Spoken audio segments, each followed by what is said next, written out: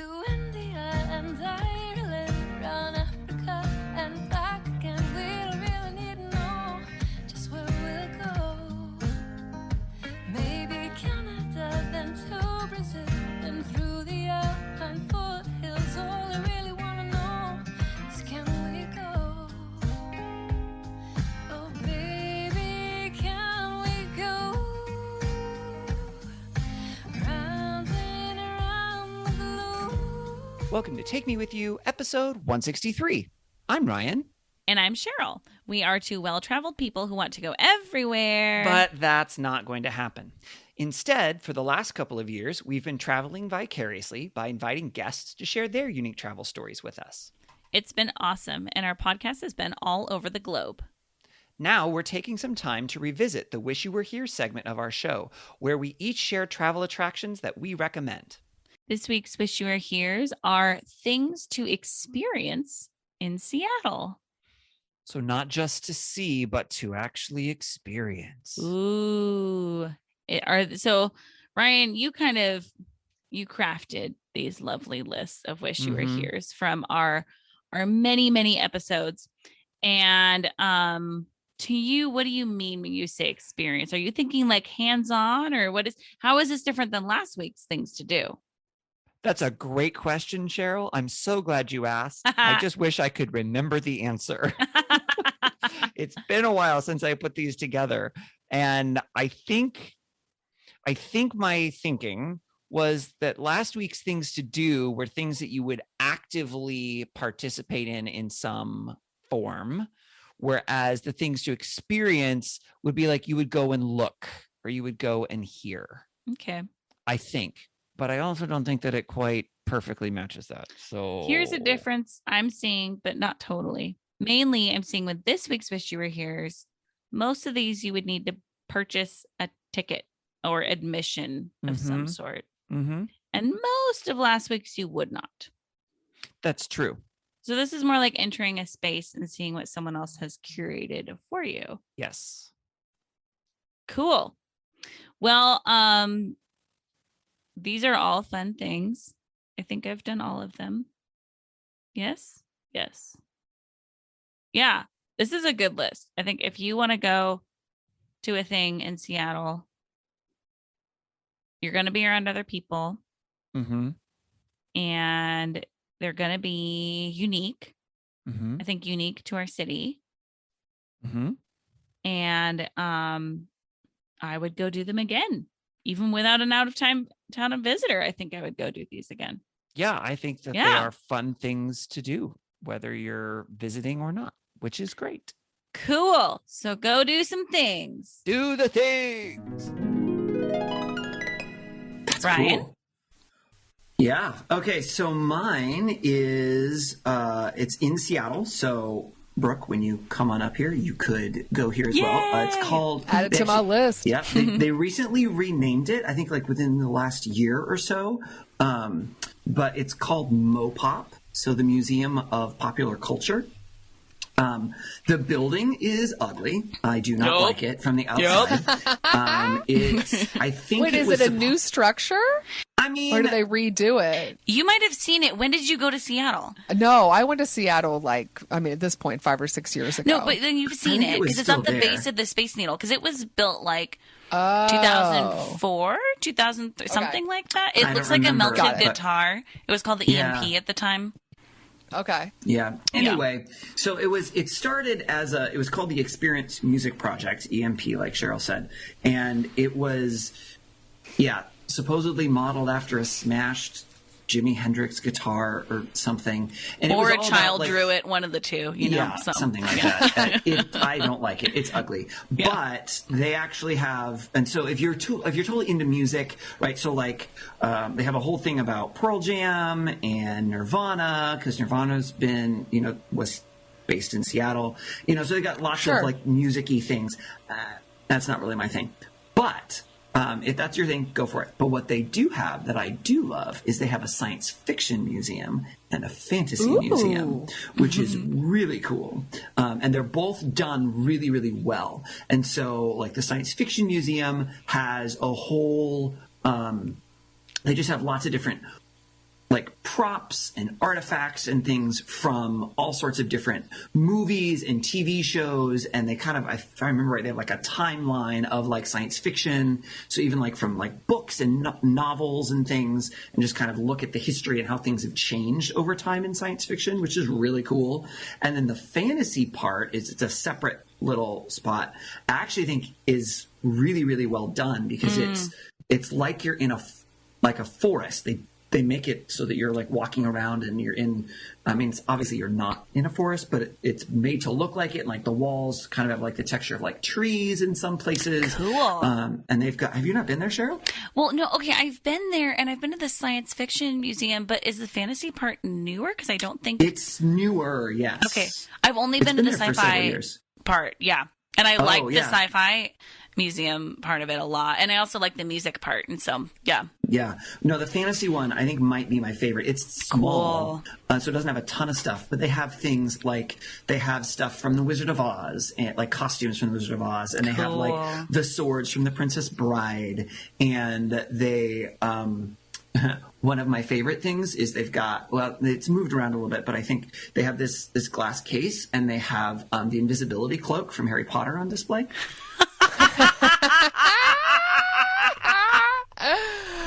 Nice. So like I just like that just gives you an idea just kind of like the character that just, of like, this museum. warms my heart so Right? much. Oh Yeah. my gosh. Wonderful. Okay. So Okay. it's super So fun. nerds made it then. Oh yeah. Oh, definitely. Definitely. I mean, come Go on. nerds. Seattle is like a nerd like Yeah, haven. it is. So, Yeah, it is. You know, it totally is. And they've got lots. I mean, I'm looking at their website right now. It looks like they either right now or soon are going to have a Marvel exhibition. Cool. I guess. Gasp. So like there's just lots of really cool things. It's not cheap, but it's super, super fun. And I would definitely recommend if you're coming to Seattle and you have the time and are interested in any of those things like music or sci-fi or fantasy, or they actually have a horror museum as well. I don't like horror, so I'm not interested in that, but they also have that. Like they just do a really good job there at the MoPOP. So that would be my MoPOP. Yeah. It's fun to say. It is fun to MoPOP, say. Yeah. Yeah. And then Brooke, if you were going there, it's walkable between there and like Lower Queen Anne. Queen Anne is a hill. There's a lot of hills in Seattle. So like, but there's fun like restaurants in Lower Queen Anne, or even like you could walk Queen Anne Hill if you wanted to, you know? And so, like it's not too far from that neighborhood, which is kind of fun. So yeah. Cool. Yeah. Cheryl, what's your wish you would hear? All right, so mine is going to be local for me in Seattle, the Seattle Pinball Museum. It is in the International District, and it's called a museum, but I would say Ryan has frequently just defined a good museum as one that is interactive, and Yep. this one is very interactive in the sense that essentially it's an arcade. So they have just, it's wall-to-wall pinball machines in chronological order, back from some of the very early pinball machines before they were electronic. And you just come in and you pay $10 and you play as long as you want. And you can just walk around and play on all the different machines. I've been there several times because my dad is super into pinball and has his own pinball machine that actually was not in this museum. So that was kind of fun. We told him what when my dad had, and it was like, whoa, but so it's so fun, fun for the whole family, I can tell you from experience. But yeah, it's a really good time, and it's in the International District, and so it's, you know, if you're already kind of downtown, then it's a great place to add and stay as long as you want. And today, for our Wish You Were Here, I believe we are sharing the Wish You Were Here. Are we not, Cheryl? Yes, we are. Do you want to share what it is? I'd love to. So we've mentioned it on this podcast before, but we have not done it for a Wish You Were Here. So we got to talk about Theo Chocolate. Theo. So I would say if you're visiting Seattle, this is a great thing to go see. Yes. First of all, because chocolate. Yes, that should be reason enough just on its own, because there is chocolate that they give you and that you can buy. Yes. Also, because I would say it's in the neighborhood of Fremont, And it's just kind of a fun area to walk around. Mm-hmm. So I'd say kind of beyond that one attraction, actually, like spend some time in Fremont. You could park just in one location and kind of walk around to a couple of different fun places. And what's fun about walking up to the Theo Chocolate Factory is the smell. What does Is it you're smell walking like, up a Cheryl? couple. It smells like chocolate. From a couple blocks away, you just start smelling. You're like, what is that amazing, amazing smell? It is so much chocolate. Just so much chocolate. So they offer a tour, I believe, it's $15 maybe, something like that. Yeah, I don't remember how much. Around that price. It's been a couple of years since I've gone. But what's great about Theo is they do that whole bean to bar process. So they buy the beans and go from there. Yep. So you actually get to not just see how chocolate is like made as far as like melting and recipes, but you get to see how chocolate is fully made. And so they walk you through, starting with the cocoa bean, what they do. You get a couple little samples on the tour. Well, They're not going crazy with the samples on the tour itself. No, they're not. It's not necessarily generous samples, I wouldn't say. But Yeah. one of the things that is cool is you get samples as the cocoa bean goes through the process. So you get to taste what it tastes The like. nibs. Yeah, exactly. Before it's gone through all of the refining to be chocolate like we think of it now. And so seeing how chocolate as a cocoa bean doesn't taste super chocolatey the way we think it to be. Yeah. So that's really fun. You get to actually walk through the factory, see the machines, all of that. So the tour Wait, hold on. is great. On. So we have to mention Yes. that there is a contraption in Theo's Chocolate Factory that looks like one of the contraptions from Willy Wonka, from the original movie. I don't remember which one, but I do remember feeling like I was in Oh, yes. Willy Wonka. Definitely. It's the... I mean, I don't remember what the contraption that Theo actually does, but it looks very similar to the vehicle that Willy Wonka rides, where it, like, spurts out, like, the foam and everything like that. Yep. Apparently I need to go on this tour again and just, like, sing Oompa Loompa a lot of times Yep. and make everyone else really mad at me. Yep, I think you do. Yeah. I think you do. Yeah, so the tour is great. It's interesting. I'd say it's a nice length of a tour Yeah, as well. I'd Like agree the with that. building is not huge. Yep. So that's great. It doesn't take forever, but it's interesting. And then the tour ends in the gift shop. As most tours do. Yes. Now, normally this is maybe a little bit annoying, and you're like, no, I don't want to buy your poster of your place. Like, why would I want that on my wall? But in this case, the gift shop is full of more chocolate. Yep. And with way more generous samples, because yeah. almost every single bar, they just have a container of broken pieces of that bar, and there is no one monitoring you, Nope. by the way. So, You can try now- every bar as many times as you want. and they have more flavors than a lot of times what's carried in stores, and they have seasonal flavors. One of the things that they don't have samples of, but you should just buy, is the dark chocolate peanut butter cup that they have, because that is something else. It's so good. Oh, it's so good. But here's the other fun thing is, let's say you find yourself in Fremont and you're like, well, this sounds great. I don't want to spend the time, or maybe I don't want to spend the money on the tour itself. Just go in the gift shop. Yep. Go get yourself some chocolate samples, get a couple bars. Maybe that's a souvenir you bring home to your family, you know, or whatever. Because even that on its own is just a really fun thing. Yeah.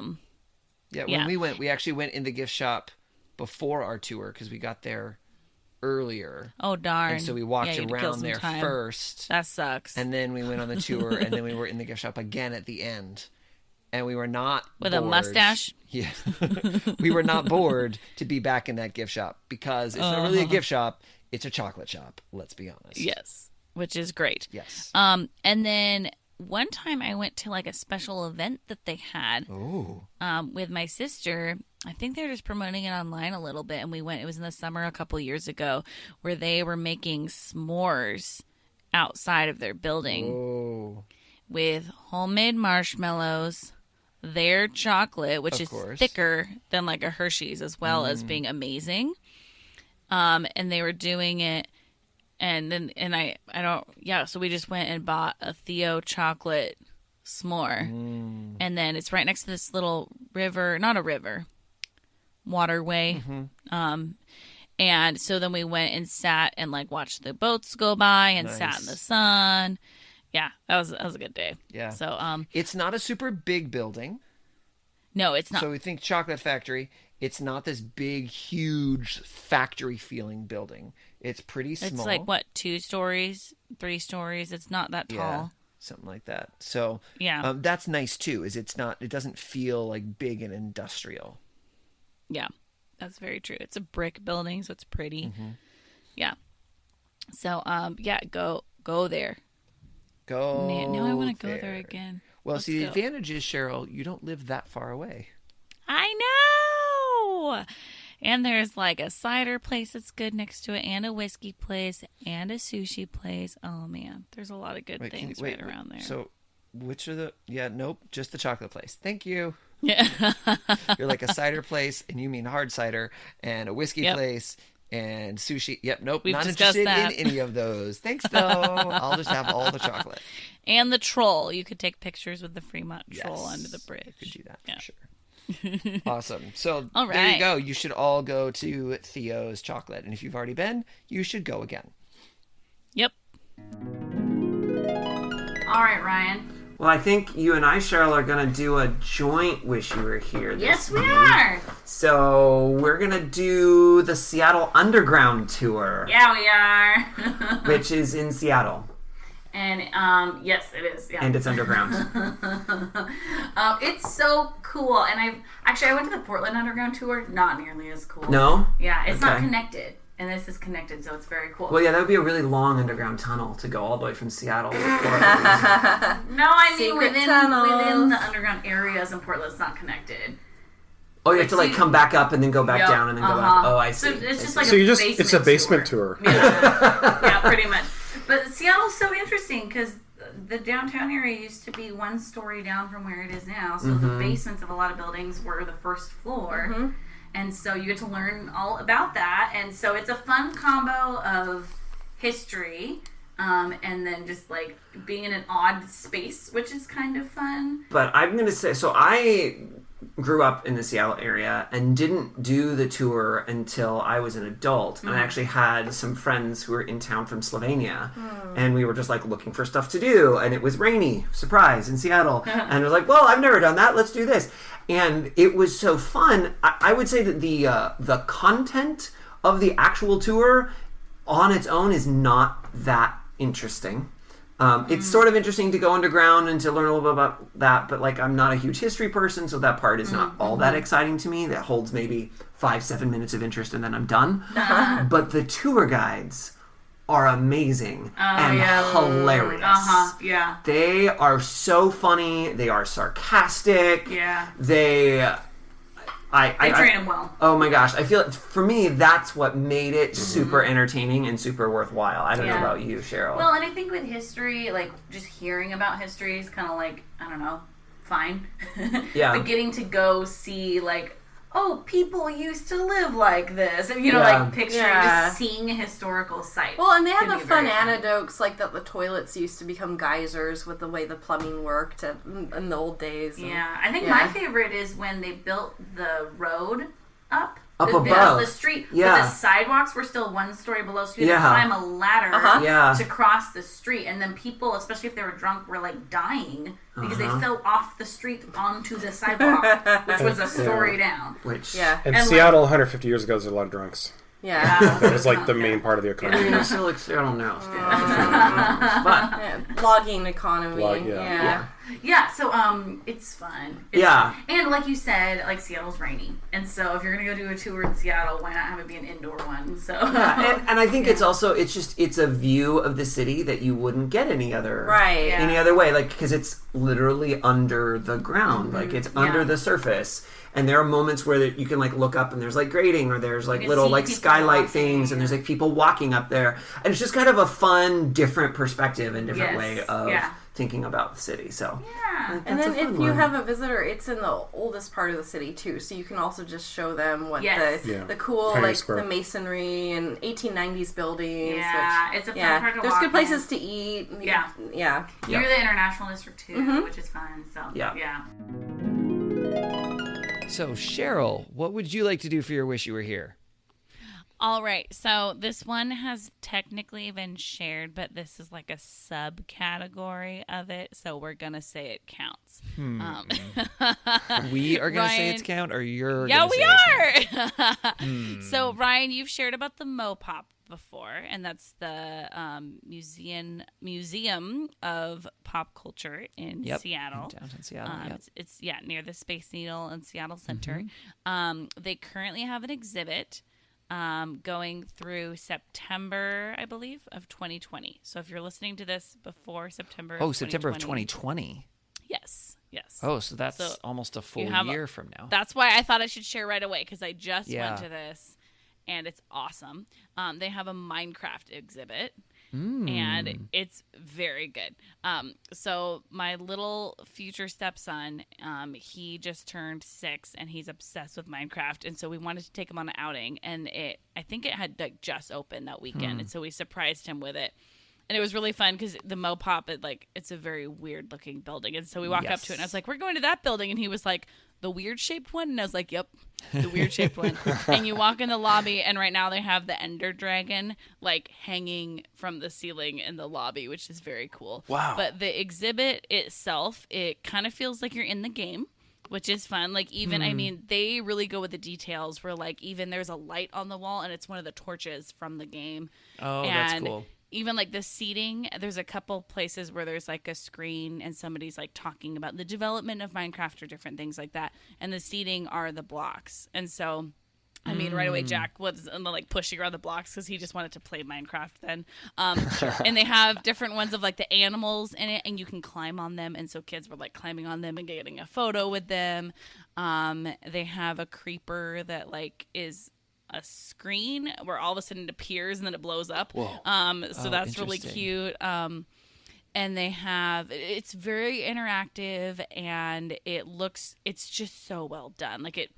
Jack kept saying, he was like, I feel like I'm in the game. And so that was, it was so fun. And I just as an adult who watches somebody else play it, I was super into it. And so yeah, I would recommend it. It's really fun. And then so you do have to buy the special exhibit ticket. So you have to buy the MoPOP ticket and then the exhibit ticket. Right. I think there's a little bit of a discount if you get it online. But I mean, then you go to the MoPOP, and there's a lot of fun stuff there anyway. And then it was this exhibit was really good. So I would definitely recommend it if you are into Minecraft or just video games in general. It was really cool. Oh yeah. Yeah. How about you, Ryan? Mine is local to us here in Seattle. You've probably heard of Pike Place Market before. Probably. Mm-hmm. It's a pretty famous tourist location. The original Starbucks is there. The flying fish are there. There's lots of really cool things there. But one of the things that I enjoy there is actually on the second level that's down below, which not everybody knows that you can go downstairs, and there are other shops downstairs, because most of it's kind of in this sort of big, long, not quite outdoor, but opens to the outdoor kind of hallway almost. But you can actually go down to a second level that goes underneath it. And there's a little shop in there called the Market Magi shop. Have you ever been there, Cheryl? I think so. Probably a long time ago, though. Yeah, it's super fun. It's a little tiny shop, and they sell magic tricks and Cute. other similar gag gifts and those sorts of things. And it's just super fun. Oftentimes, one of the people who works there will do some of their magic tricks that they sell, and they'll show you, I mean, not necessarily how to do it, but they'll do the trick for you and things. And it's just a fun little kind of old time feel shop. They also do have a website. So since things are not open, at least right now when we're recording, and I'm guessing they probably won't be open when this comes out either, you can buy some stuff from them online. So if you're wanting to support, some small business and do some of that sort of stuff, that's a really cool shop that is both cool ambiance if you have a chance to go there, but then also if you wanted to buy some cool magic stuff or old school like Harry Houdini posters and things like that, you can get some of that stuff there. Cute. Yeah, it's super fun. Awesome. Well, that was fun. Yeah, it was. We would love it if you would follow us on social media. We are at Timwy Podcast. That's at TMWY for Take Me With You Podcast. We are on Facebook and Instagram and Twitter. You can also email us at timwypodcast@gmail.com. Tell us, what are your wish you were here's for this location? We would love to hear that. You can also call us and leave us a voicemail at 406-763-8699. Or if it's easier to remember, 406-POD-TIMWY. We would love it if you would rate and review our podcast to tell other people what you think about it, subscribe to make sure you don't miss an episode, and share about this episode on your social media. As always, thank you to Beth Reed Miller for the awesome artwork. You can check out more of Beth's artwork at Beth Is Something. And thank you to Erica Corbin for the use of her song Round the Globe. You can listen to Erica's music wherever music is sold or streamed. That's all we have for this episode. So until next time, remember to take me with you. Take me with you. Can we get a sailboat chasing down the sunset as we float round and round the globe? Salty air and balmy nights, guided only by the lights above, and a little love. Although